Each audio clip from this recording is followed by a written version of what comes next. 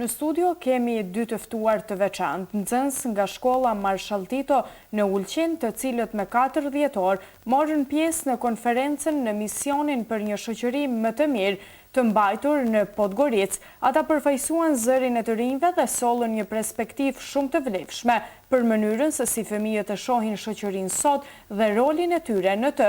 Sot do të flasim për përvojën e tyre, çfarë mësuan, çfarë i inspiroi dhe cilat mesazhe duan të përcjellin bashkëmoshatarëve të tyre. Me neve në studio është Ailin Kollari dhe Eren Kraja. Mirëmëngjesi dhe faleminderit që jeni sot me neve në emisionin e mëngjesit. Eren, dobro jutro. Përshëndetje të gjithëve, kam nderin dhe kënaqësinë të jem pjesë e emisionit tuaj, gjithashtu të ndaj përvojat e mia dhe të përfaqësoj të gjithë fëmijët që kanë marrë pjesë në konferencën në mision për një shoqëri më të mirë. Ne të urojmë shumë suksese. Do na tregosh paksa se si u ndjet kur morët pjesë në këtë konferencë? Kur mora ftesën, u ndjeva shumë emocionuar, e lumtur, por edhe krenare, sepse e gjithë puna, angazhimi që kam bërë, më në fund mu vlerësua. Gjithashtu nuk është hera parë që marr pjesë në këto trajningje, por kam pasur mundësi të jem edhe vetë një trajnere, ku dijen time e përhapa edhe tek nxënësit e tjerë. Erene, kaži nam što je za tebe bilo najvažnije iskustvo sa ove konferencije i zbog čega? Pa po meni najvažnije sa ove konferencije mi je bilo kako moramo da ako hoćemo nešto da postignemo, moramo da se borimo za to, da budemo bolja i jača zajednica. Šta si tamo ti najviše video i učio? O govoru mržnje i kako ne smijemo to raditi. A kako vidiš ti kod nas govor mržnje? Govor mržnje kod nas ne mora samo biti riječima, može i gestima. Ailin, çfarë do të thot për ju pjesëmarrja në një aktivitet kaq të rëndësishëm për shoqëri? Mund të them që kjo pjesëmarrje për mua do të thot shumë. Më ka jap një mundësi që të mësoj gjëra më të reja, të jap mendimet e mia dhe të përfaqësoj zërin e nxënësve dhe fëmijëve të tjerë. Cila ishte tema kryesore e kësaj konference dhe si e kuptuat ju rëndësinë e saj? Tema kryesore e kësaj konference ishte ndërtimi i një shoqërie më të drejtë dhe më të mirë, ku të gjithë fëmijët janë të barabartë, nuk dallohen dhe është një shoqëri pa diskriminim. Aty patjetër në këtë konferencë keni pasur edhe bashkëmoshatar të juaj dhe keni ndëgjuar aty, keni mësuar për këtë temë, por më trego cili ishte ai moment që të ka bërë më të vetëdijshme dhe të ka interesuar më shumë? A mund të na tregosh? Mund të them që të gjithë momentet kanë qenë shumë të bukur, por po e cek prezantimin e djetë që i manifest, ku të gjithë fëmijët kanë pasur mundësinë të shprehin dëshirat e veta, mendimet e veta, brengat e veta, edhe shqetësimet. Ishte shumë e bukur që ta shikoja ku zëri i fëmijëve po merret me seriozitet dhe po dëgjohet. Çfarë keni mësuar më shumë nga ekspertët dhe organizatorët e këtij organizimi që është bërë? Kemi mësuar shumë gjëra. Kemi mësuar për të drejtat e fëmijëve, kemi mësuar për diskriminimin, për gjuhën e urrejtjes dhe ekspertët thanë se një ide e vogël me një fëmijë mund të ketë një vlerë aq të madhe dhe të vlefshme. Erene, kako po twom mišljenju djeca i mladi mogu da doprinesu stvaranju boljeg i pravednijeg društva? Sve počinje od mladi. Ako mi želimo zajednicu u kojoj nema nikakve kao razlika i diskriminacije, trebamo da se borimo za tu zajednicu i da dobijemo zajednicu gdje nema razlike, jer razlika nije nešto loše, nego je razlika bogatstvo. Bravo, tako. Ailin, më trego si e sheh ti gjuhën e urrejtjes tek bashkëmoshatarët tu?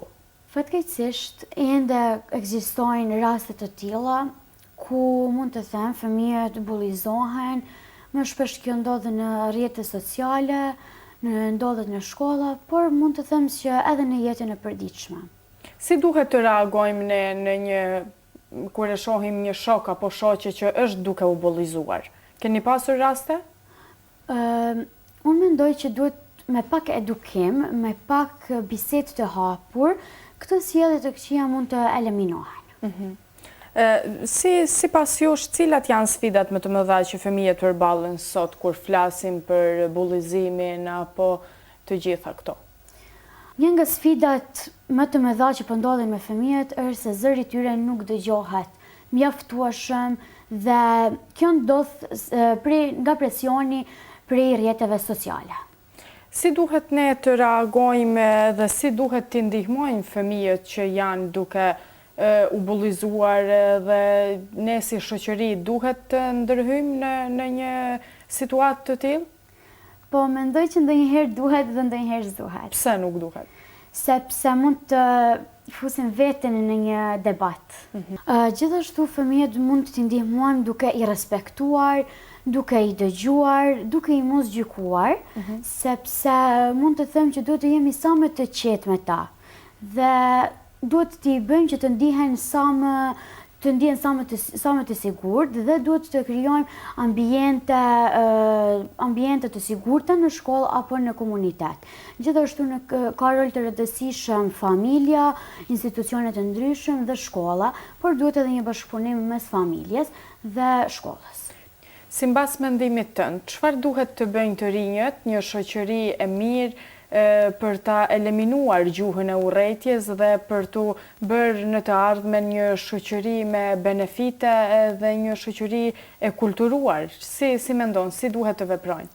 Mendoj që fëmijët duhen të jenë aktiv, duhen të marrin pjesë në aktivitete të ndryshme, të ndihmojnë njëri tjetrit, gjithashtu të shkojnë kundër padrejtësive, pra të ndajnë mesazhe pozitive. Erene, kako je u tvom društvu? U mom društvu nema ni diskriminacije, ni govora mržnje, svi se lijepo družimo i mnogo mi je lijepo. A kako misliš kako moramo da reagujemo kad ima govor mržnje i sve to? Pa ja mislim da trebamo to da prijavimo ili da nekako spriječimo. Ne trebamo samo ćutati i stajati tu kao ništa da nije bilo. Jesi imao ti neku situaciju slično? Pa imao sam jedino možda govor mržnje u mom društvu kad su se neki počeli da se svađaju i govorili su jedno drugome neke riječi.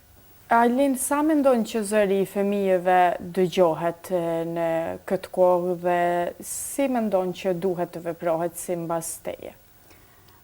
Mund të them që zëri i fëmijëve ende nuk dëgjohet aq sa duhet, por po bëhen disa hapa përpara dhe po bëhen konferenca të tilla dhe mendoj që zëri i fëmijëve do të dëgjohet çdo ditë më shumë e më shumë.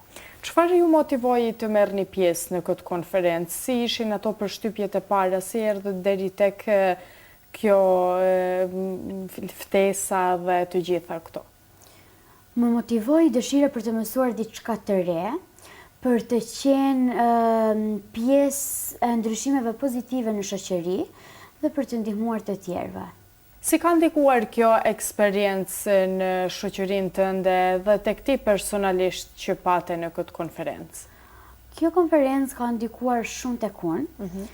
Më ka mësuar që duhem të jem më e sigurt, më guzimshme dhe më e vetëdijshme në vendimet që i marr. Eren, shtabi poručio svojim vršnjacima o važnosti borbe protiv diskriminacija i govora mržnje. Mi smo generacija koja može da napravi jednu veliku promjenu. Govor mržnje i diskriminacije ne nastaje samo od sebe, ali nestaje tek kad mi nešto učinimo povodom toga. Svaki put kada mi stanemo na stranu pravde, mi pravimo jednu zajednicu gdje se svi osjećamo prihvaćeno i zaštićeno. Nije hrabrost vređati druge, hrabrost je biti dobar. Zato moramo da budemo uvijek na stranu empatije i dobroti. Ailin, çfarë i thua të gjithë moshatarëve të tu dhe atyre që janë duke na ndjekur në këto momente? Në fund, i falenderojmë shkollës time, Marshall Tito, kujdesares time, por posaçërisht organizatorëve që na kanë dhënë një mundësi të shkojmë në atë konferencë kaq të rëndësishme. Kam mesazh për të gjithë fëmijët që po na ndjekin në këto momente, që të jenë të sigurt në vete, të mos kenë frikë të kërkojnë të drejtat e tyre, dhe se çdo ide e vogël mund të sjellë një ndryshim të madh në komunitet. Ne të falenderojmë që ishe pjesë e emisionit të mëngjesit dhe të urojmë shumë suksese. Faleminderit. Fala Eren, što si bio sa nama. Hvala vama.